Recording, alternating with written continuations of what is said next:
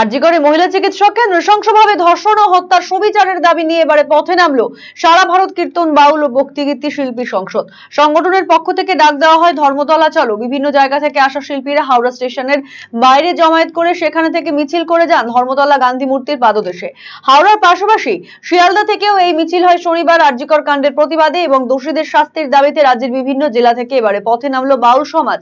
মাদল বাজিয়ে বাউল নৃত্য কীর্তনের মধ্যে দিয়ে অভিনব উপায়ে ফুটিয়ে তুললেন নিজেদের প্রতিবাদ। ধর্মতলার গান্ধী মূর্তির পাদদেশে মিছিল শেষে আরজিকরের ঘটনা সুবিচারের দাবি করেন সংগঠনের সদস্যরা।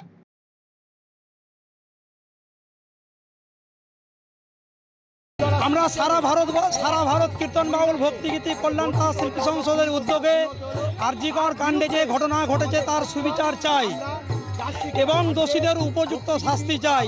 সেই নিয়ে আজকে সারা ভারত কীর্তন বাউল ভক্তিগীতি শিল্পী সংসদ এই কলকাতার রাজপথে নেবে চৈতন্য মহাপ্রভুর স্লোগানকে পথকে অনুসরণ করে আজকে আমরা তার প্রতিবাদ জানাচ্ছি। আমাদের পশ্চিমবাংলায় যে ডক্টরকে আরজিকর হসপিটালে নৃশংসভাবে হত্যা এবং নৃশংসভাবে খুন করা হয়েছে তার প্রতিবাদে আমরা বাংলার ভক্ত সমাজ, সাধু সমাজ, এই শিল্পী সংগঠন আজ রাস্তায় নেমেছি তার সুবিচারের দাবিতে। যারা এই নির্মম হত্যা কাজ করেছে সেই দোষী ব্যক্তিদের অবিলম্বে আমরা শাস্তি চাই। উপযুক্ত শাস্তি পায়, যাতে মেয়েরা সুরক্ষিত থাকে, রাস্তাঘাটে পথে হাঁটতে যেন কখনো ভয় না পায়, এটা আমাদের দাবি। আমরা সেই গানে গানে এই দাবি আমরা বলছি।